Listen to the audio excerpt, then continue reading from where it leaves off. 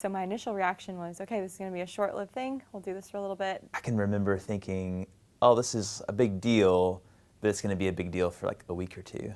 I'm not the type of person who usually worries too much, so when I first heard about it, I was obviously aware of what was happening. Pretty quickly we saw how many implications it really had on everyone else. So that it was this kind of looming thing that was coming from another part of the world, and it was like, is it ever going to hit the United States? And then it did, and it was like, wow, we're going to be affected by this. Let me pray over us, and then we're just going to send y'all out into your spring breaks, whether that's traveling or vacation or you're working or whatever. We love you. Just pray that God would just go with you.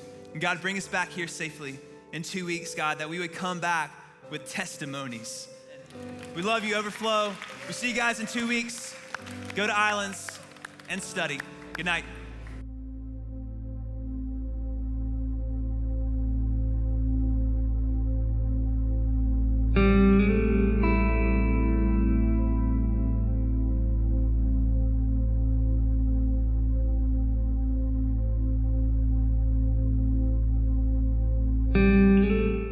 Well, the decision to close the church down was in the middle of a semester for Overflow. So it was smack dab in the middle of a season.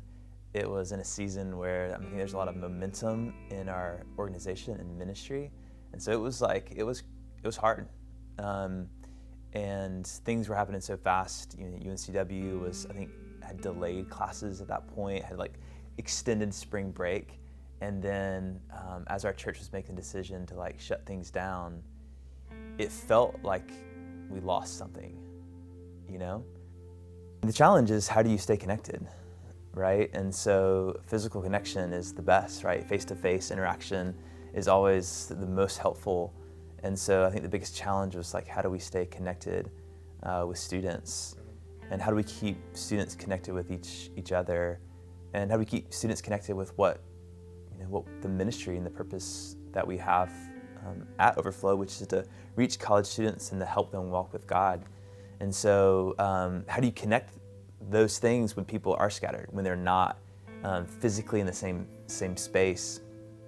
There were a lot of like practical challenges, and then a lot of just people challenges in that season that, I mean, frankly, we weren't ready for. One of the first things we did as a ministry staff team is we sat around, we said, what are we doing? What does this season mean? And how do we enter into it with students? Not just to like survive, or not just to kind of, because at one point we thought maybe this is like a 2-week kind of delay. How do we kind of just, gap that time? It was, what's God up to? And where are our students? And so pretty quickly we came around this vision of this idea of scattered but sent, that our students were scattered. They were just kind of all over the place, back home in different cities and states and countries.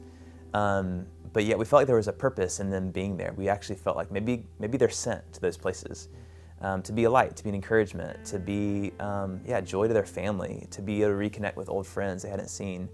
And so that clarified the message. So it's like, we're going to speak to students who are scattered, who are anxious and nervous and confused, but we believe they have a purpose right where they are. And so that just clarified the message every Tuesday, or I guess it was Tuesday still, online, that we're going to speak to that reality and help them see purpose where they are and how to continue to grow and to mature, but also to be sent, to be purposed right where they were. And so it was a really cool season where it really clarified things. And so it felt like every week we had a really clear message that we wanted to communicate to students, to encourage them, to challenge them, and to help them continue to grow.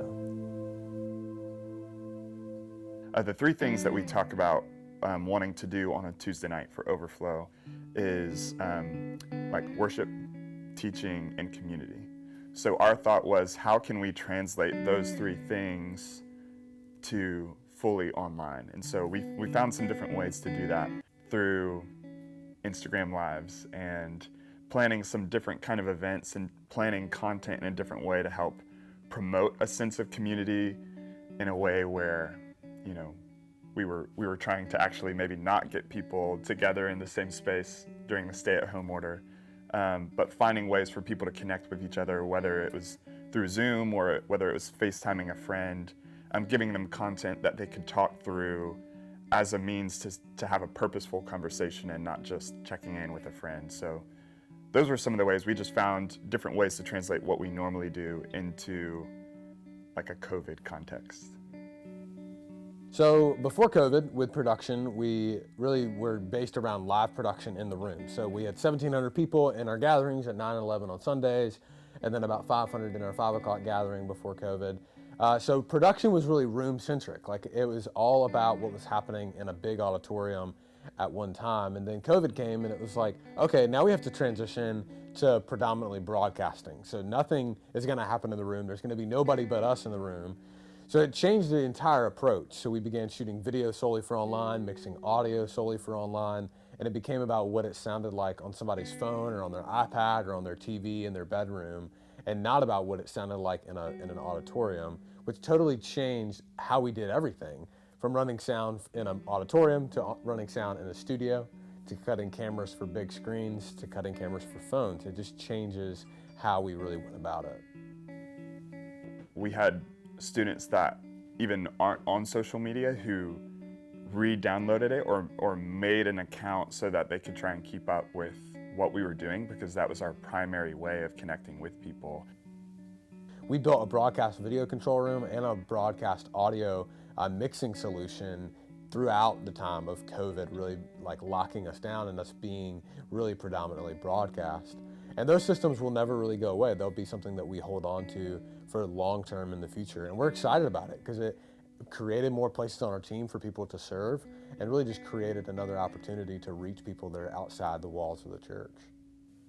I really respected the church and the decision that the church made to close because it was it was a call that we made not when the governor asked us to close, but before that, because we just wanted to steward our leverage in our community and really make sure that we were doing what was best for the health and safety of others instead of trying to gather and do something that was unsafe. So I had a lot of respect for the decisions that our church made during that time, and even now, just the way that we take protocols so seriously to protect our community for the greater good of those. It's really, I feel like, how we're loving our neighbor well.